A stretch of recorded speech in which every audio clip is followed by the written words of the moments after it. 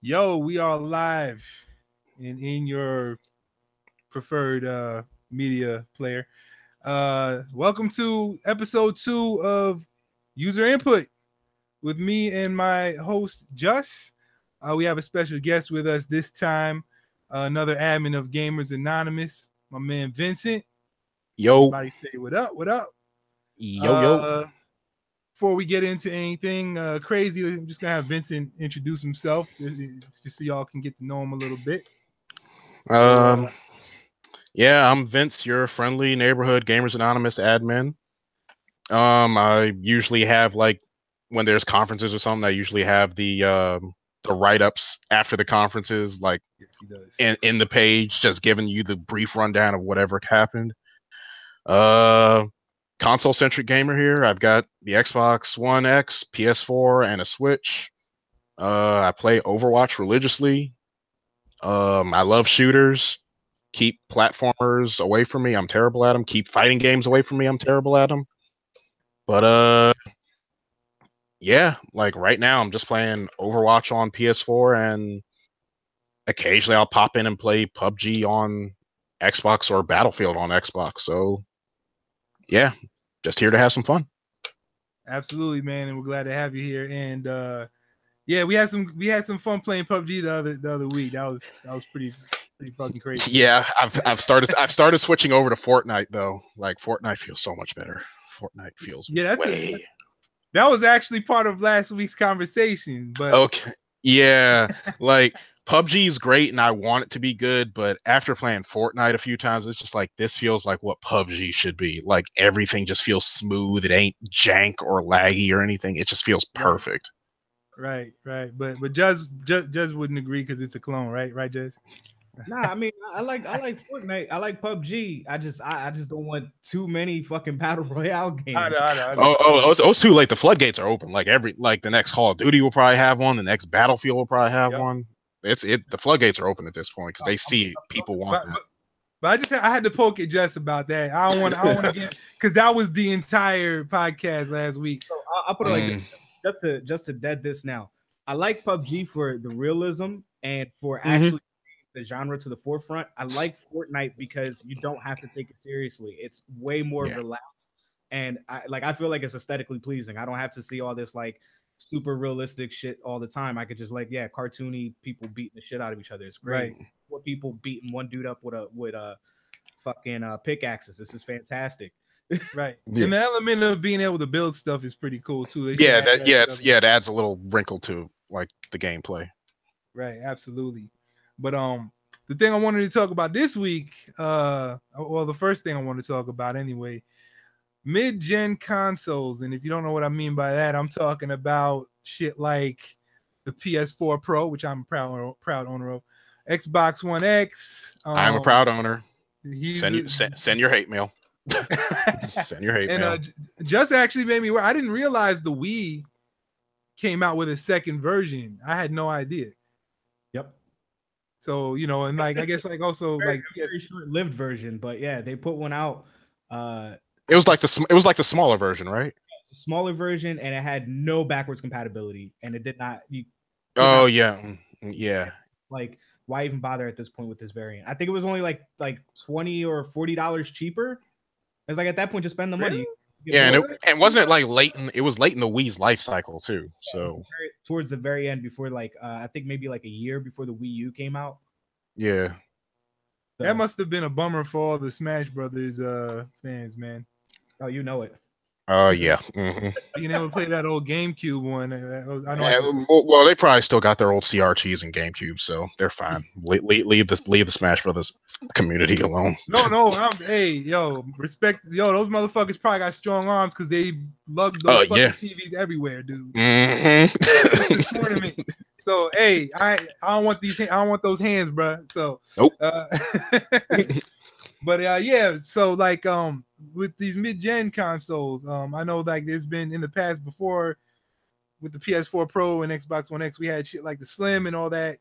Those kind of go under the radar because they're usually late in the life cycle of the console, and it's not really a, you know, upgrade in power. It's usually aesthetic or size or whatever. But recently with the Xbox One X and the PS4 Pro, they're almost like sequels to the original consoles. I mean, like, but why like my thing is like, why do that? Why not just let the original console rock, and then when the time is right, just drop another like a PS5 or Xbox.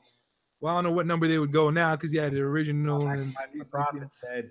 You're not maximizing the profit said. No, I mean I know the actual answer. It's kind of a rhetorical question, but also, just want to throw that out there. Like, I know it's profits. It's always about profits, man, especially these days. Because fans will pay for a premium product. The hardcore of fans will pay for it. The hardcore fans, yeah. So like that's it.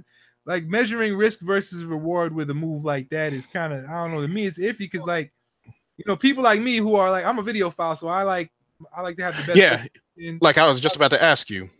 Yeah, I have a 4K TV, and so like I like clarity. That's me though, but like I'm aware that the rest of the gaming world is not like me. They just want to play fun games with decent graphics and have fun.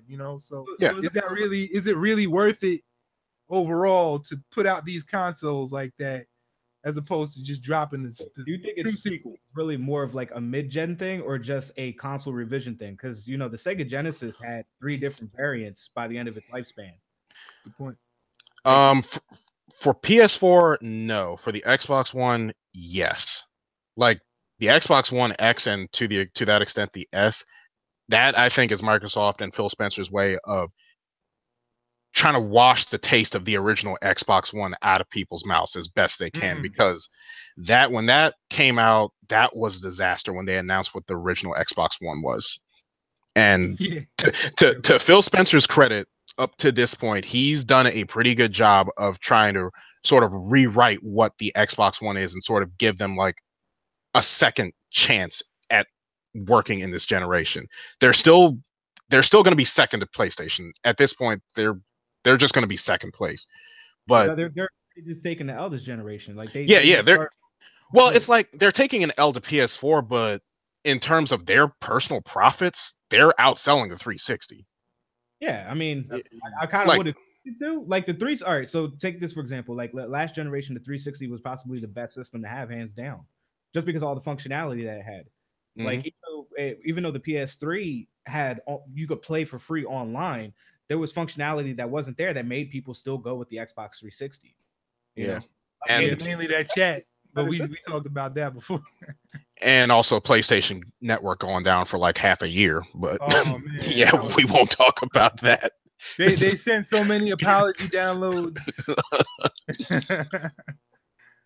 Got so many free games over there, fuck ups, but yeah.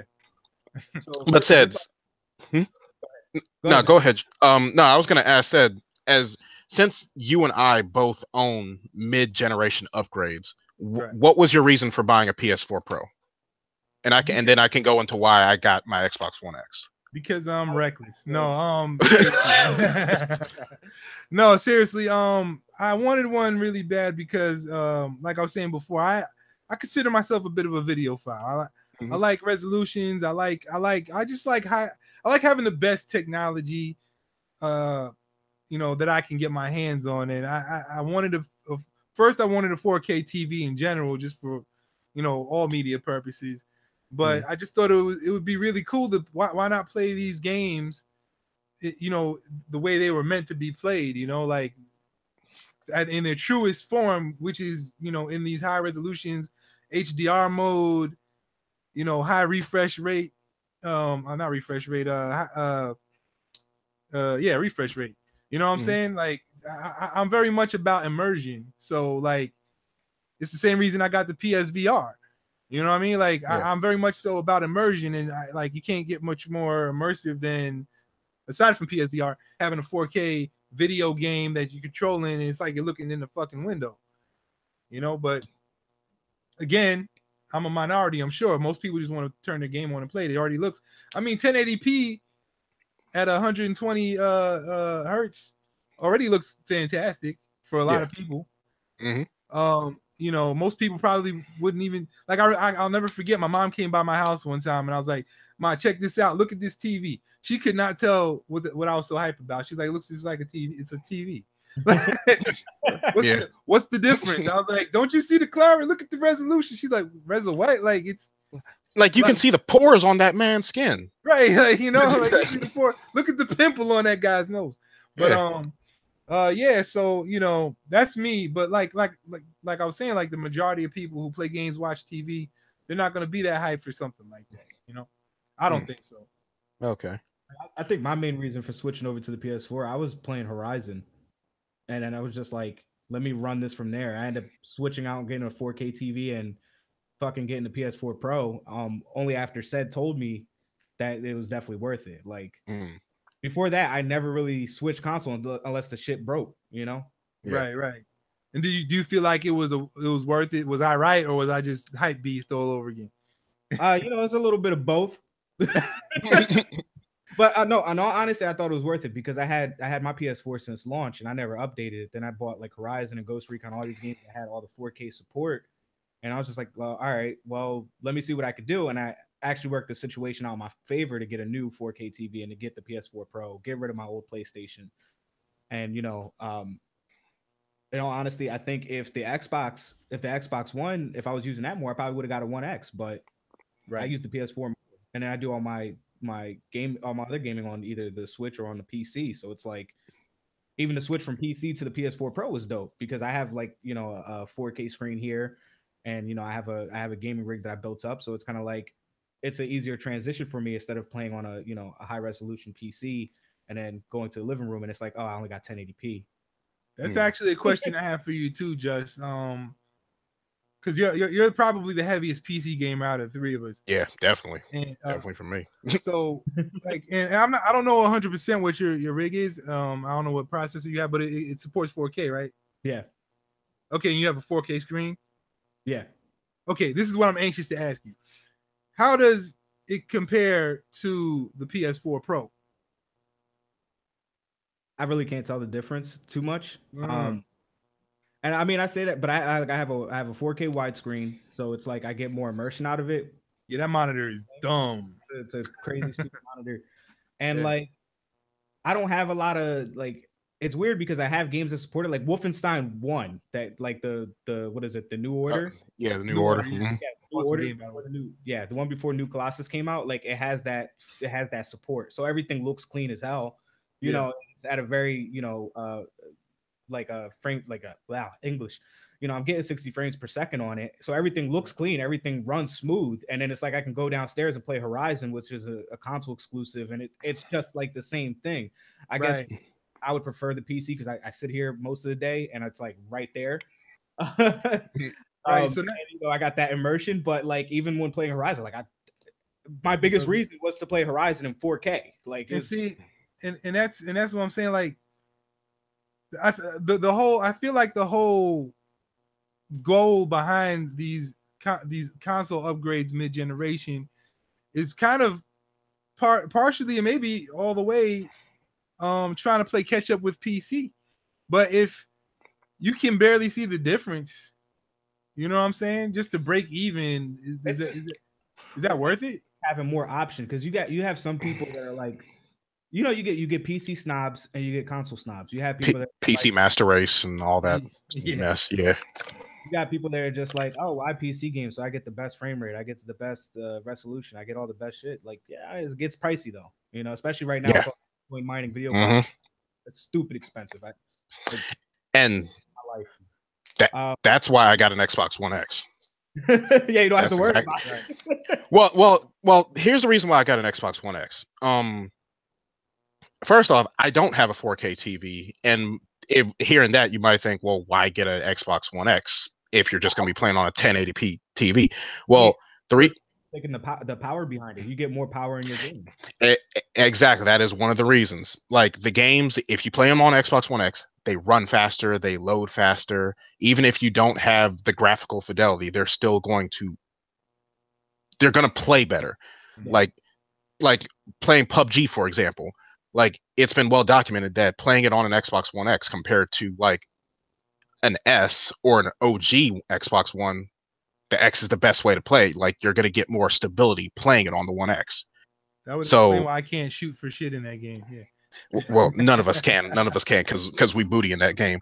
But it's like, yes, I would like to get a 4K TV eventually, and this Xbox One X kind of future-proofs me right now. Mm-hmm. So when I do get one, I know I'll be playing it on, I hate to use talking points, but the strongest console available on the market right now, because it's proven it's more powerful than PS4 Pro. And, you know, when the next console generation comes out, whatever the Xbox 2 or PS5 is going to be, like, I can't imagine it'll be that much stronger than the Xbox One X. Because how much, like, at that point, how are you going to make something much stronger while keeping it at a consumer-friendly price? I think the bigger thing is that they're going to wait till we start getting better resolution shit on a more common level. Like 4K, you know, like 3-4 years ago was just way too expensive. It's gotten actually a lot more reasonable now to get a TV, even if it's not a name brand one. Like I found a 4K TV. This was while I was shopping for like $400, and it was a 55-inch. Yeah, they're going down. They're going down. Once we get to like maybe 8K or 6K, whichever comes first, like it is still there. They're not commonplace. Then they're gonna be like, oh, so we've got the Xbox 2 with the 6K resolution or 4K resolution right out the box, just to start you off with, and then we're gonna bring out a model that's 6K. That's really all they do. So I'm not to sidetrack too much, but I'm looking at the chat. Someone named Derek Heath says, "Thanks for not giving me the link, Judge." You're welcome. I knew you'd find a way somehow. We do this for you. We do this all for you. Thanks for watching, though, Derek. Appreciate you coming through. But one thing in talks with all this 4K stuff, one thing I think a lot of people need to remember is that yes, games will look better in 4K, but I really think the most hardcore of gamers, they're not just concerned with 4K, they're concerned about like having the game run smoothly. Like if it's just like playing, like seeing people play Overwatch on PC, for example, like they're looking for stuff that's above 60 frames a second. They're like they'll do like 1080p or something if it means they're going to get like 120 frames or something.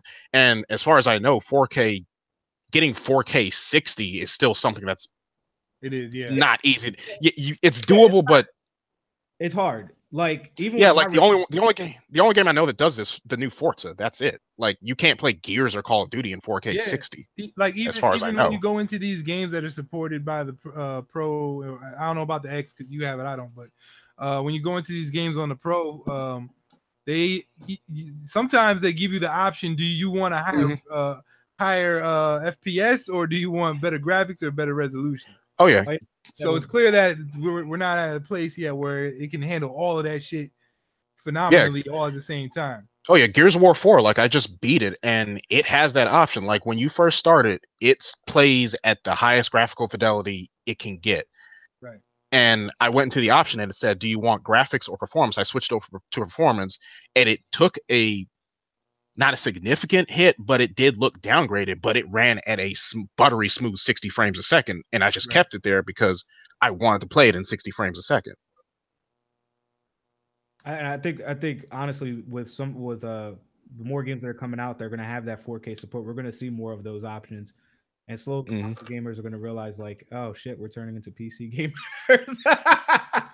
Yeah, it's kind of the lines are kind of getting blurred now. Really, if you think about it, these consoles are turning into almost high-end PCs. Oh, they are. But the thing you got to remember is consoles, at the end of the day, they have to be able to market themselves to an average audience. Like the PC gamer market, they're going to be willing to spend $1,000, $2,000 on new equipment. Consoles, you like $500 is the absolute max people are going to pay for a console. Like, I don't know, man. And didn't the PS3 come out at like damn near $800 on its initial launch? That's why they lost the console war. And that's exactly why they lost. And that's part of the reason why the Xbox One lost, because $500 was too much. Yeah, which is hilarious to me because you would have thought they were like, okay, look how PS3 fucked up last generation. Let's not do that, and then they turn around and do the same shit. Yeah, do the same shit while making a weaker console, which was even worse. Yeah, I mean, and I can't talk shit because I bought an Xbox One at launch. Like I got that before the PS4. Right. I mean, I got it for Titanfall, but that I'm just a giant robot fan, so I had to get it. Yes, you are the resident mecha god. Yeah. If you ever need tips on mecha games, just holler at me. I'll hook you up straight. I got you. Right. He has a real one in his garage. Hey. I mean, if you mean my busted ass car, then yeah, sure, why not? My first mecha. Don't let him lie to you. So like my thing is like I picked up the one and the PS4 at launch. I think they were like a week apart, and it was kind of like money for me to pick up the one. I absolutely hated the one. I'm not even going to bullshit you.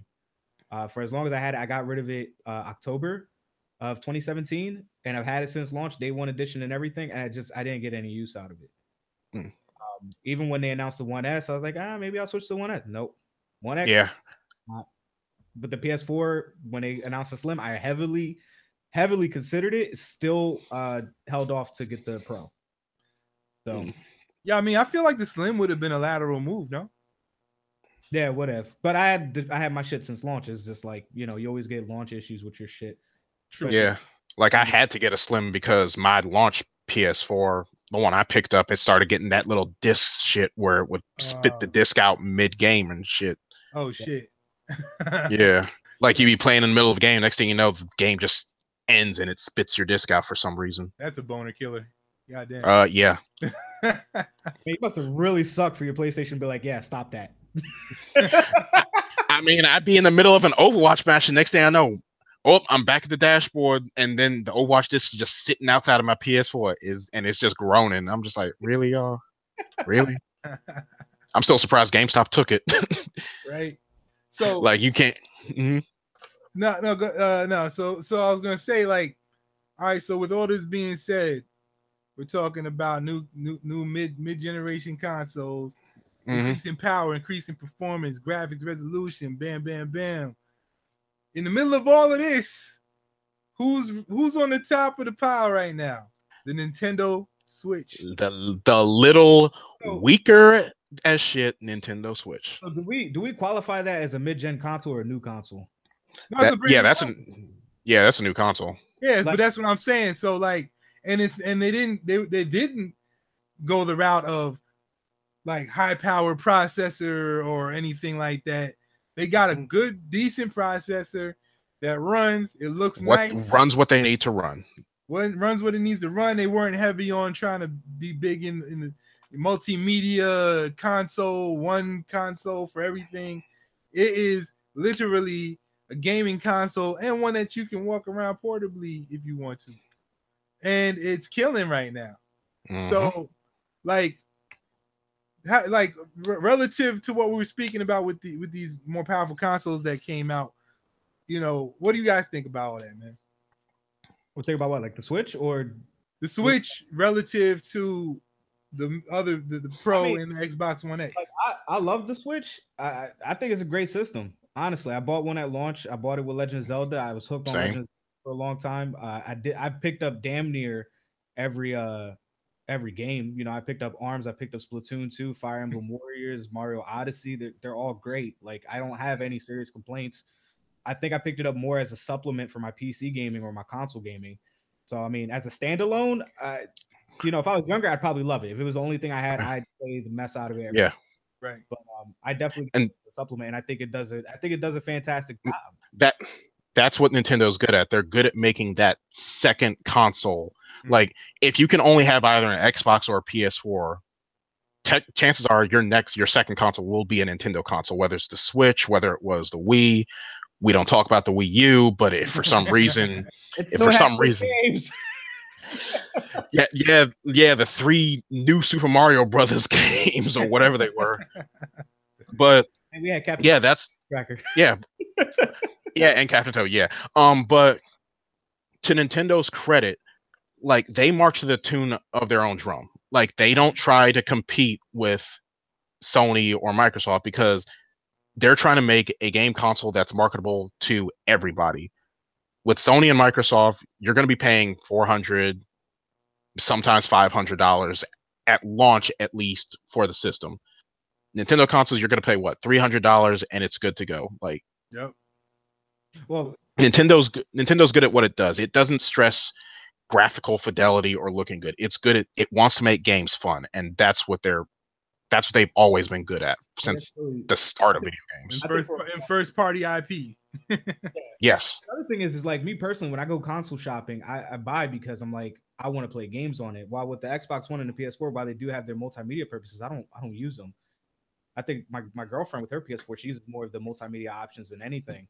And it's like, I remember when the Switch was coming out, people were complaining, oh, it doesn't have Hulu, oh, it doesn't have YouTube, oh, it doesn't have Netflix. I'm like, I'm buying it to play some fucking new games. Right. Like, and it's become less of a selling point for these consoles now, because damn near every TV is a smart TV now. You can get Hulu. Hell, you can probably get it on a refrigerator. They have smart refrigerators now. So that's crazy. Yeah. I mean, with that said, I do wish my Switch had YouTube or Netflix on it, just to have it. Because I mean, it is more or less a tablet. It would be nice to have it, but it's not a deal breaker. Yeah. Right. Like I'm not mad it doesn't have it, but it would be nice to have it. They could have never released that Hulu update, and I'd have been just fine. Yeah. Because the last generation, really, when they started off, they were like, oh, we're gaming companies, we're gaming consoles, we're putting these out. And then they kind of added that stuff in later, and people got so accustomed to it that they're like, oh, we need to have this with the next iteration, and made it standard. And with Nintendo, it's just like, yeah, well, who cares? We got games. But it also could be they also know they're usually the second console option. So if they're the second console option, they know that household already has another system that has those multimedia things in it. So they have no reason to put that stuff in. Even how said earlier, Jesus Christ. But like, in this day and age, everybody has a smartphone. Your smartphone gets Netflix, Hulu, whatever. You probably have a smart TV, you probably have a laptop, you probably have a tablet, you have some other electronic device. Does your game console really need YouTube? You're not going to be switching to YouTube while you're playing your game. 9 times out of 10, if you got a smartphone, you probably have some type of smart device that pass your screen from the phone or your tablet to the TV. You know what I'm saying? Like, that's just me personally. Like, I feel like Vince has something to say. Well, this is just me. That's just me personally, because I have an Xbox. I can just like, how the hell do I beat this level? Xbox, go to YouTube, and I'll just look it up, like right there. Just look a walkthrough up on YouTube and just be like, oh, so that's how you do it. Xbox, go to this game, and I'll just switch back over. But that's just my personal like take on it. That's just what I've experienced. That probably works snappy on that X. Yeah. Yeah, and I feel like you're not alone on that. Me personally, if I'm like playing a game and I'm like, all right, maybe I want to look something up, but my immediate reaction is, let me look at my phone. Yeah, me too. I do the same thing. But I know some people would actually use that functionality. I still have my Kinect. I didn't get rid of it. I got rid of everything. The whole Xbox, everything gone. Like, and I'm glad I didn't get rid of it, because now Microsoft is like, they're ceasing production on the little Kinect adapter for the Xbox One X. Oh shit! And yeah, the Kinect was a bad decision on Microsoft's part. Oh yeah, it was terrible for them to bundle it with it. With that said, I do like the voice functionality of it. Like, I like being able to go into my room and just be like, Xbox do this or Xbox do that. It's great, but bundling it with the system was a bad idea. Yeah, it really was. They should have came out with, with or without your choice. Yeah, like have a base version or a premium version. Right. But it just didn't make any sense. It's like it was almost like they were trying to sabotage themselves on day one. I didn't understand what was going on when I saw the presentation. Yeah, we don't talk about the dark days. We don't talk about them. Those are dark times. The dark days were not that long ago. Look, it was long enough. I don't like to think about it. 4 years, man, damn. But to get back to the Switch, so the Switch is just about to have its year anniversary, and needless to say, it's had a great first year. Like, the fact that it launched not just with arguably one of, if not one of the greatest games of all time in Breath of the Wild. One of the greatest, if not, well, one of the greatest Mario games of all time. Yeah, because Mario Odyssey is lit as fuck. Yeah, Yep. and then I'm taking my time with that one. to launch a new IP in ARMS and to have all the success it has had with third parties so far, including getting Doom, which still shocks the hell out of me that they got the new Doom to run on that little thing. In Skyrim. And Skyrim and LA Noire, that they got all that to run on this little thing. I'm just hyped for the Dark Souls remaster. So yeah, and it's getting Dark Souls. And that leads into my point, what's going to happen with its second year, because they've blown their load on Mario and Zelda. They can't just bring those out again. No, like we'll probably see another Mario and Zelda in maybe like 3-4 years. Yeah, but I mean like the second year. Like they've had a great first year. Smash Brothers and Star Fox. There's no Smash Brothers. I don't think there's any Smash Brothers anytime soon, sadly. Well, Star Fox ain't gonna be anytime soon. After the Wii U version, that shit is on ice. I think this year, the second year, is going to be Nintendo bringing a lot of third party Wii U. Yeah, like this is gonna like. I like the Switch's first year, but I've always said the second year is what's going to determine if it's a success, because it had gimmies with Zelda and Mario. You can't go back to that in the second year. Like it's got to pull something else out. So what are they going to pull out? That's like that draw 4 card, wild card in Uno. Like you just, what do you do after you drop that? I mean, it's up in the air, you know? Yeah. Like what are you going to show? And so look, like, what I'm expecting is that, they just announced a bunch of ports from the Wii U. They're probably going to keep doing that throughout the year. The Wii U, as bad as it did, had good games. Multiple reasons, had actually really good games. You had the first Splatoon. You had Hyrule Warriors. You had Tokyo Mirage Sessions. You had Captain Toad's Treasure Tracker. I will fight you if you disagree with me. It had Bayonetta. It had Smash Brothers. There were a lot of good games that came out on that system. We want those on the Switch. Like I was dying for them to say, "Hey, we're bringing Hyrule Warriors to the Switch." When I found out, I fucking lost my mind. I'm like, "This is amazing." Like I could actually play this game again because I'm not plugging my Wii U in back up anytime soon. Oh, it's not in the trash? Oh no. With the Xbox. I still got Mirage Session, so yeah, like, and that's what I'm hoping Nintendo does for this year. Like they've shown that they've got the first year in the books. If they can have the second year where it's just like, we know y'all missed out on all these Wii U games, so we're putting out Bayonetta 2, we're putting out Hyrule Warriors, like just put out every best-selling game that was on the Wii U, just port it over to the Switch, and that can solidify like their entire second year. Like maybe even some of a few of the few hits from the original Wii. Well, that's going to be a problem because they still have to figure out the motion control thing, because the Joy-Cons aren't strictly like Wiimotes and nunchucks. They have some motion control, but they're not like one-to-one. Oh, okay. Yeah. Which is why I'm wondering when they're eventually going to do like the Skyward Sword port, because pretty much every previous Zelda has gotten some HD port or HD upgrade. Yeah. I don't think they're going to be doing that port for a while, though.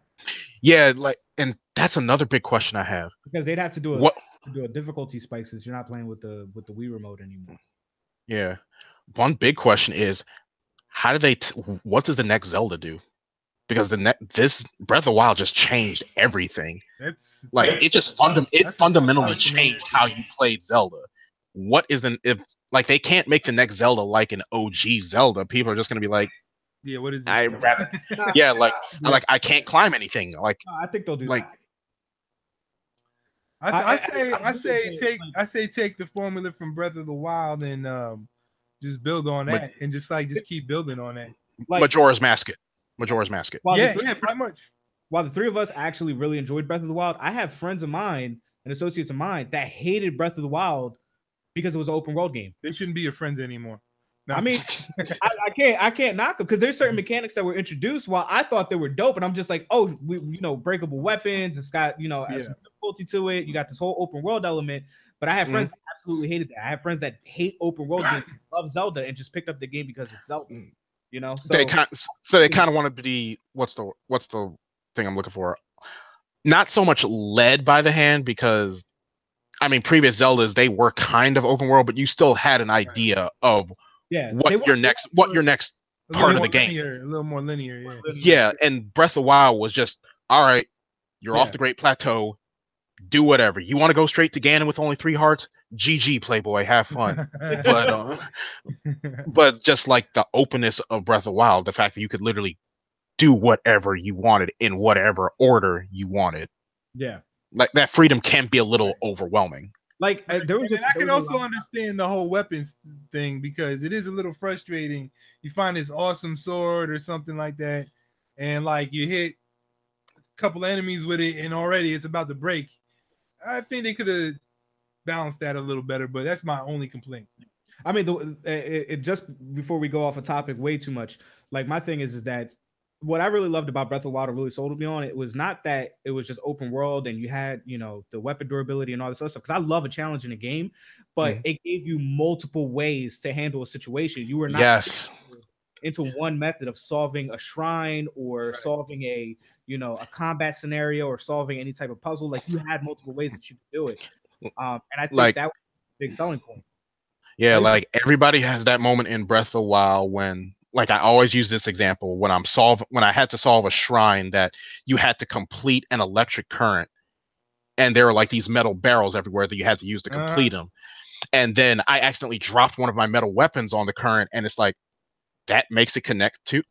Oh. They put a lot of thought into detail. That was so crazy to me. That same thing happened to me too. Yeah. But I will say this, and this will lead us into our next talking point as well. At least we don't have to pay to get new swords. Oh boy. The conversation that just will not stop. That's why we saved it for the end, and we can just briefly go over it. Will not stop. We're half a show through, man. We got about another half hour, right? So I mean, that's plenty of time to talk about everybody's favorite topic in video games. This one microtransactions. Hey, the guys play. We have the guys that made the game behind me to thank for that whole phenomenon, right? Bethesda, am I right? No. Yeah, horse armor. Yeah, horse armor. All right, and we look back on it, and it's like horse armor wasn't that bad. Thinking now, it wasn't just horse armor. I remember reading now, mind you, I was in high school at the time. I remember reading Game Informer before Oblivion came out, and they were like, "Oh yeah, we thought about doing this thing since the Microsoft, with the online stores where you can buy potions for 99 cents to heal yourself while you're mid dungeon, or buy spells and buy horse armor." And they had all these ideas that they were going to implement where you would buy consumable items with real currency on an Xbox 360 game, like an early Xbox 360 game. And it was like, first time I heard it, I'm like, oh, cool, that's great. And then really thinking about it now, it's like, oh my God, why did I think that was great? And I mean, horse armor, all right, not too bad. It's actually in the game. It's usable. It's just horse armor. I'm not too mad about that. But we got cool expansions out of it. We got some cool stuff out of it. But now it's like to the point where it's like, oh yeah, horse armor. I pay $1.99 for this shit now. I'm so glad I wasn't into Elder Scrolls back then. I am now, but back then I wasn't into it. I got Oblivion. I ain't have a credit card back then, so I couldn't even buy it even if I wanted to.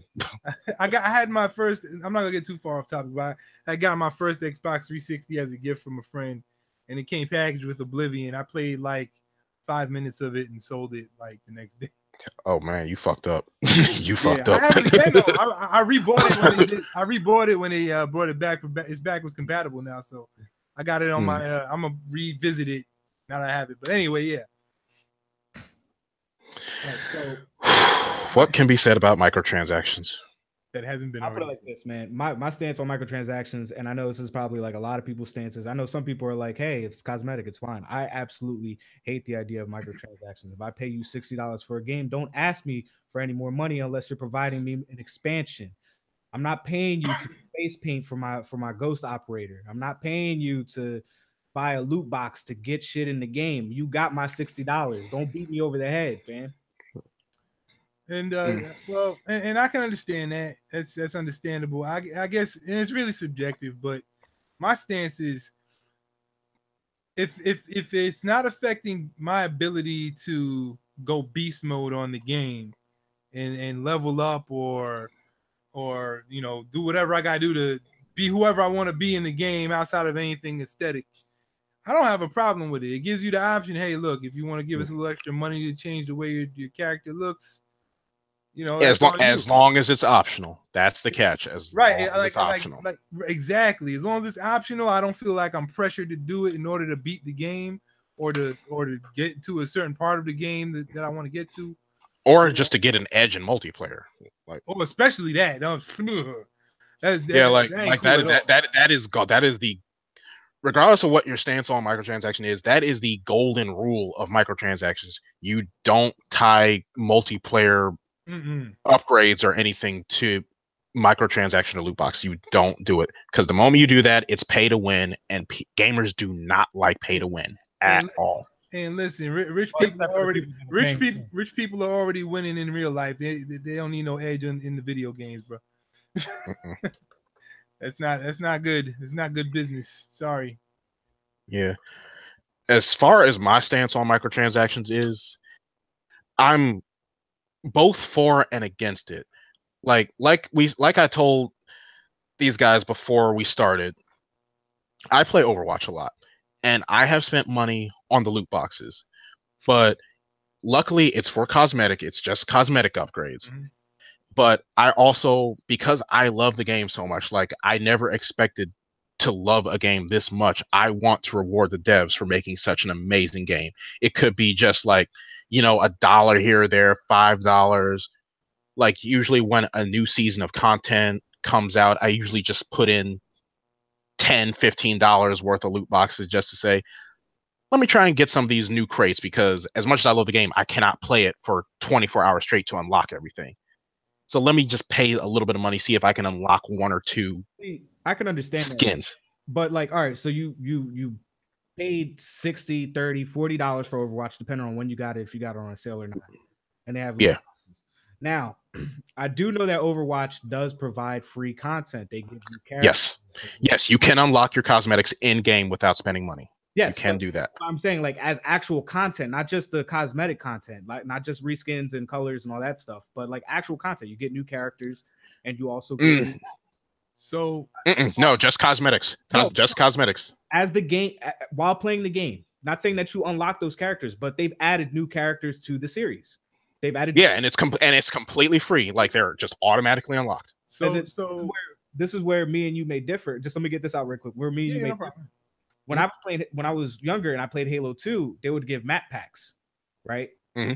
Map pack. I would actually pay for a map pack since it was a legitimate expansion to the game. You got enough content in the base game because there was a lot of maps, and then there would be map packs that you could buy on the original Xbox, to get this content. If Overwatch did the same thing, we're like, hey, we're introducing new content where there's new characters and new maps that you could buy, I would pay for that.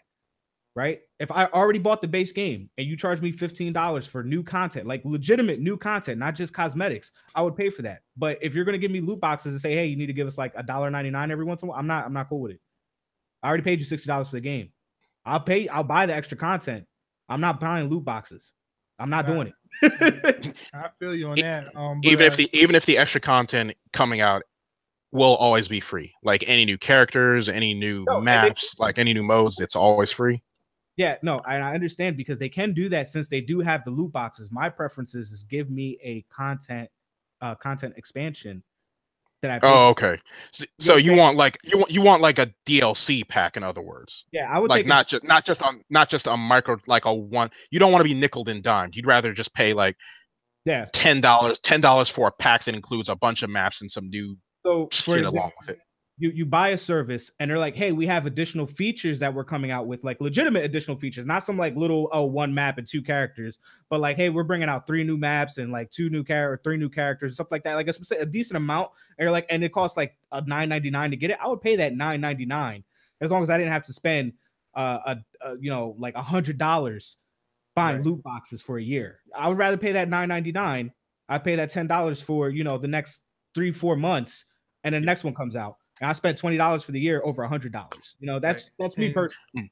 And to that point, Derek in the chat actually said something. He says, CGAT's nailed it in regards to microtransactions. 2K18 and Battlefront 2 is a big example of why microtransactions suck. Yeah, and I can personally attest to the 2K18. Listen, let me explain something. I have been a 2K fan since it came out on the Dreamcast, NBA 2K nothing. Jeez. You know what I mean? Goddamn. I have bought and played every single one up to this point. I had never, and trust me, it's had its share of issues like server problems, glitches, all that shit. And I have rocked with them through all of that bullshit and still love them as a franchise. I have never been pissed off at 2K until they brought the bullshit microtransactions out with 2K18. That was the most ridiculous cash grab attempt I've ever seen in my life. And I mean, you want to talk about nickel and diamond? They were trying. Oh yeah, like you had to pay for haircuts in that game. Like you had to pay. Talk about real life. And I'm okay with paying for haircuts with in-game money, but the shit was like I don't pay that much in real life for a fucking haircut. 5,000 VC, get the fuck out of here. It's ridiculous. And they were like doing, and you need VC in order to level your character up. And that goes back to what we were saying about, you know what I'm saying, multiplayer play to win. That's literally that's the most like that, and Battlefront 2 suffer from the same thing. Like, if you're gonna do microtransactions, which gamers don't like, don't make it so you don't make the players feel like they have no choice but to pay for it just to keep their heads above water. Like Battlefront 2 and 2K had it set up so that, yes, you could upgrade yourself using in-game currency, but it would be such a goddamn grind that you would just get so pissed off and tired of waiting. It would force you to just buy it just so you could get the upgrade. Like that. Right. 2K and Battlefront 2 are the prime examples of how not to do microtransactions. Like, we're still determining a right way to do it, but we know for certain those ways are the wrong ways.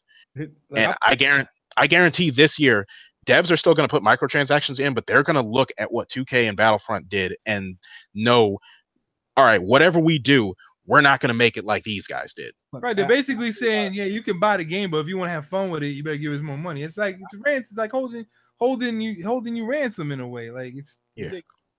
So I mentioned this earlier. Like, my idea is if you want to put microtransactions in your game, go ahead and but make your game reasonable. Like, I'm not sitting there. I'm not going to pay you $60. Yo, you put the game off for $20 and you want to make microtransactions the core of your business, go right ahead. $15, go right ahead. But you're not going to sit there, charge me $30, $40, $50 fucking dollars and then be like, oh yeah, buy this $99 loot box or fucking virtual currency so that you can spend it to get loot boxes that you don't even get the shit that you want. Like, no, I'm not doing that. I will buy loot boxes in a mobile game where the game is free or 99 cents. But I'm not going to sit there and pay $60 for a game to be like, hey, you should probably buy these boxes and buy this virtual currency. Let me ask you what you'll think about this. Street Fighter 5. I know neither one of y'all really fighting game. Well, you just got it, Judge, actually, right? I just picked it up. So it's on launch. It was $60, right? Yeah. They have had up to this point now. They just came out with a third season pass. Yep. Just to get characters and a couple of little, aesthetic items. But what a lot of people don't know is you can actually earn these items in the game. In game, like with in-game points. Right, yeah. Fight points, but characters to get fight points is a little difficult. You have to grind. You have to grind.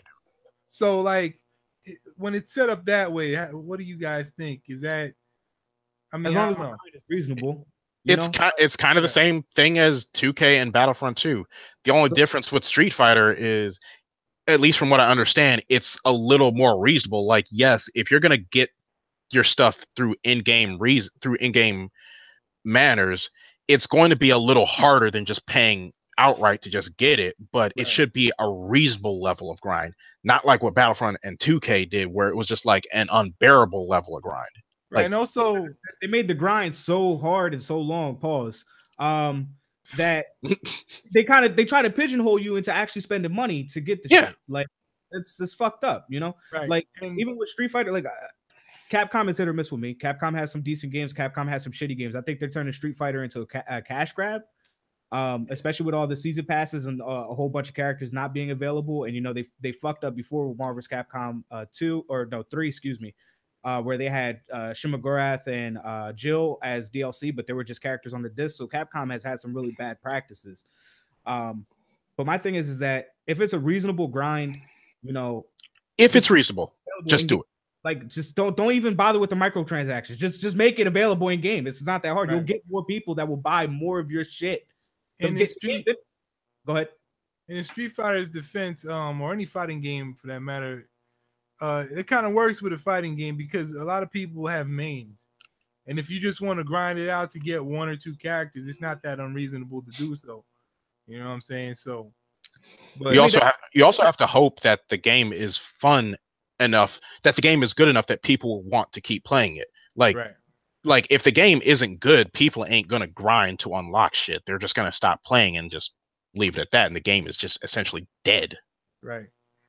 Like, the crazy thing is that like a lot of people keep thinking that game development is as expensive as the publishers are trying to make it seem. And the same token, like, even if they were to start removing microtransactions from their games, they'd only lose about $500 million from a multi-billion-dollar a year industry. All your favorite publishers and all your favorite devs have fucking money to blow. So it's really at this point extra. It's a cash grab. It's extra money for the publisher. It's extra money for the dev, which is nice and all, but it's fucking us over as gamers and as consumers. Well, I think Vince made a good point when he was talking about Overwatch earlier. Like, if you really fuck with, like, if I really love the game, I'm gonna support that dev and I'm gonna pay a little bit extra for extra content. But you have to make damn sure that you've done your fan base right before you can expect people to want to hook you up like that. Mm-hmm. And Blizzard's done that. Blizzard and Overwatch has done that. Yeah, Overwatch came out at a reasonable price. It was $30 on launch, right?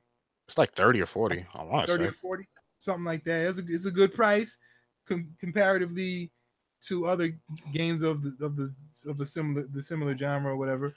And they don't hit you in the head with a bunch of microtransactions. So they don't they make it optional. Like, it's completely optional. You don't have to pay a single cent to them, and you can still technically unlock everything just by playing the game. Right. So I think in a way it's kind of cool that you can help your favorite developers or whatever win a little more by giving them a little extra money if they deserve it. So that's why I'm not 100% against microtransactions. I do feel like, it's just like look, me and Judge, we make music. You know what I'm saying? Like, sometimes I put a free project up on my Bandcamp. People don't have to pay me, but if they fuck with me and they want to let me know, shoot you a few bucks, yeah, let me know. I want you to make more music. Yeah, like, I've had people spend $20 on a free album. You know what I'm saying? And I think that should be the model behind microtransactions when it comes to that. Just make it optional.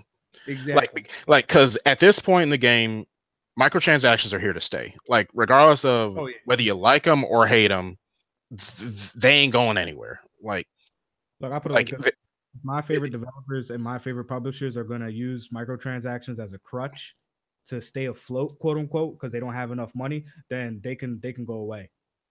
That's bad business in my eyes. I would rather see BioWare and EA fall, or any other developer or publisher that I like just collapse under its own weight for their own greed. That's how I feel about it. It's very harsh, but I'm sticking to my guns, man. Well, luckily at this point, most devs and most publishers, developer studios at this point, there's usually just AAA and there's indies. There are no mid-tier developers anymore, like your THQs and whatnot. Those died out like a few years ago. Like, so your big names like BioWare, DICE, who else can I name off the top of my head? Like Activision. Those people are big enough that they ain't going anywhere. Like, they're not gonna falter or fall apart or anything. So if microtransactions fail for them, it's not gonna make them go under or anything like that. They'll at worst they'll just retool it and try to think of another way. Okay, microtransactions might not be the solution. Maybe we'll think of another way to earn a little bit of extra cash on the side.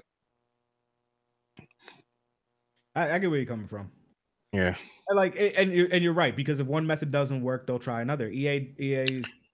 infamous do. Yeah. You buy a used EA game, you had to pay $10 for online pass to play the Oh game. yeah. They didn't want to. Yeah, I remember that. Yeah.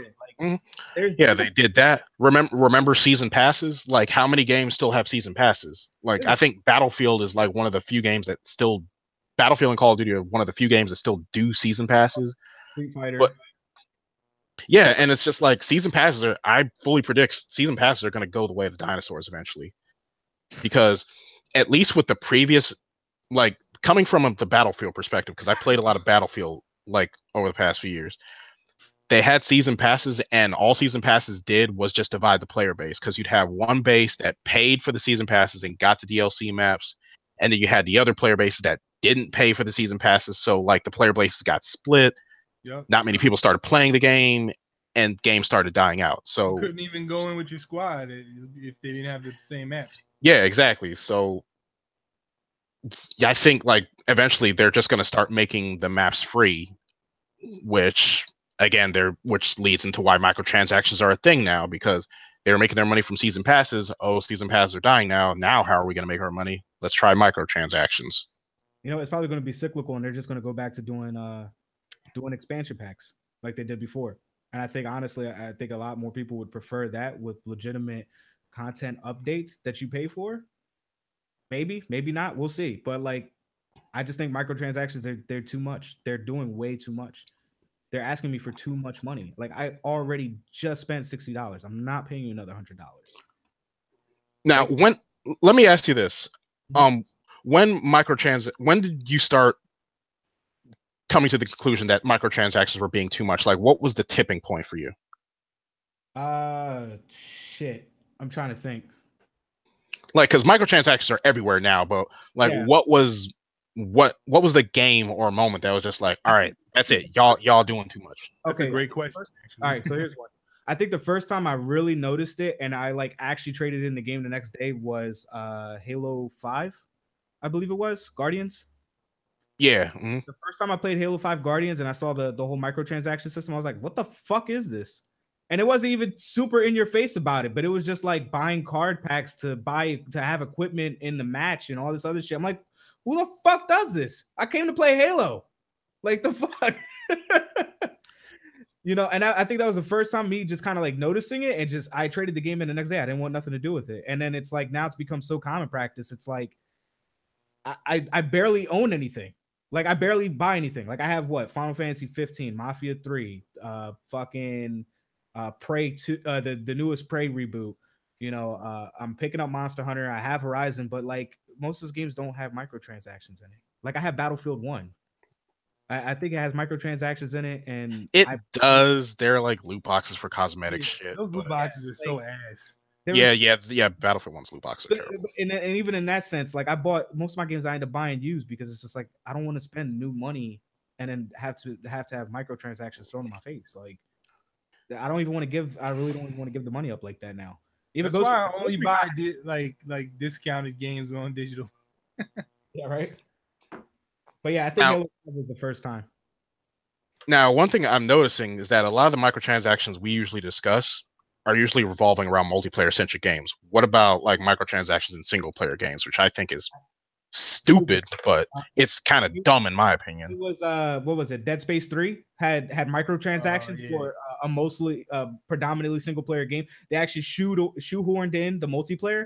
And I wasn't with that shit either. It's stupid. Like, I'm playing a survival horror game. Why are you trying to charge me money while I'm playing a survival horror game? Why the hell are you trying to put multiplayer in a survival horror? But that's neither here nor there. I would much rather them bring back the long ass passwords from back in the day that were like fucking 80 letters, 80 characters long. I don't know about all that. Deal with this shit. No, I will fucking write down that password before I spend $10 on a gun. Ain't gonna do shit. So I think really it's been a long time coming for us to get to this point, which is terrible because they've been doing it for so long, like titles here and there, to now like Shadow of War has microtransactions for a strictly single player game. There's no multiplayer component to it. Or what was the other game? Fuck, there was a game I was playing recently that had microtransactions that was single player. It's just it's dumb. It's stupid. Like I'm playing a game. Oh, Deus Ex, Mankind Divided had microtransactions. Oh in it. yeah. Mm-hmm. Like I'm playing a single player game. Why the Yeah. fuck do I want to give you money? I don't need this shit. Let me play Yeah, the like game. I'm playing single player. Like let me unlock it through the gameplay. Right. But Right. again, like with multiplayer, at least for the single player games, it is 100% optional. I don't think any of those games we listed require I think Shadow get to a get. some extent. Do they? Does like they don't get to a point where it's just like this level is too hard. Okay, I got to spend some money to get this item or this upgrade. But So I've avoided Shadow of War for the most part because of all the bullshit that I've heard about it, and you can judge me how you want on that. But from my understanding is that towards the end of the game to like do like the Shadow War segment or whatever, like they start trying to pigeonhole you to buy orcs, which get the fuck out of here. focus of the game. And the orcs are they're expendable, so you could pay all this money, you get an orc and then lose it. And you lose it, and it's like you're SOL. Like that's dumb. Like why? Who thought that was okay? Who's like, hey, it'd be great. Let's try to siphon as much money as we can and see how far we can get with it. It's gonna be great, right? Like, that's disgusting to me. Like gamers are stupid. Like we don't pay attention to this shit. Yeah, we're so busy trying to get our fix. That's the problem, and they know it. Like they play up to our our senses. Well, man. Yeah, because they know some gamers. They don't care. They'll just spend the money and do it. And, if they've got the disposable income to do it, fine, let them. If that's what they want to do. Yeah, I mean, it's like a drug, man. I mean, that's a discussion for another podcast, but yeah, it's like feeding a drug addict. I'm excited. What's that? I said we're talking about drugs next episode. I'm excited. Video games is a drug. I mean, it's a. Well, the World Health Organization just listed gaming addiction as a disorder now. The World Health Organization had just listed it. We gotta talk about that next time, definitely. That might be a little fabricated to some extent. I gotta double check that one. No, it was legit. It came from World Health Organization. They said gaming addiction is now a classifiable disorder. Well, I mean, it makes sense. I mean, you can literally get addicted to anything. You can get addicted to it's literally anything. Yeah, water, it's literally anything. Yeah, so it makes sense. That's definitely worth talking about. But shit, it looks like we hit our hour mark. Ooh. We're at an hour and 2 minutes. But shit, that was a good ass discussion, man. I mean, I think we everybody made some good points and whatnot. And remember, the only company that doesn't do microtransaction, Nintendo. Except Amiibo, because those are kind of like microtransactions too. But you actually, you know what I like about that? Before we sign off, no, we're gonna go. No, it's okay. It's okay, though. We ain't got no sponsors to appease, so we can go a little bit over. But you know what I like about that though? The Amiibos are actually a physical thing that you get when you pay for them. How about that? They actually have value. They have value.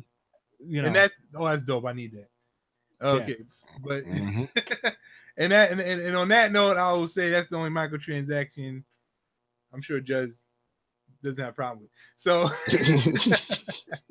but I want to thank you for coming through again, Vince. Man, you got to do this again with us, man. Anytime, man. You just let me know the time and place. Check my schedules, and I'll see what I can do. Yeah, we're every week at 7:30 p.m. Eastern time. For anyone listening out there, tune back in next week. We'll be here. And who knows who will pop up. Maybe it'll be Vince again. Maybe it'll be somebody else. Who knows?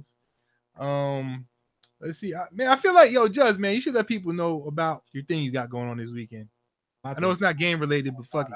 We're not doing that. All right, look, check this out. If you're in the DC area or Virginia area this Sunday, January 28th, I'll actually be participating in a beat battle at the Peace House DC. So definitely check it out. It's gonna be dope. Come through, listen to some dope hip hop music, meet some dope people, and do some dope shit. Word. It's always a good time. I'll be there too. So just come through. If you come through, just say what up, man. But on that note, I want to thank everybody for tuning in, listening. We'll be back next week, same time, same bat channel, all that good stuff. Peace to Gamers Anonymous. Come through. We're on Facebook.com/Gamers Anonymous, and then the number 1. Come and join us. These first few episodes are going to be exclusive to the group. But other than that, man, I wish everybody a good week, and we'll see you next week. Peace. Later. Peace.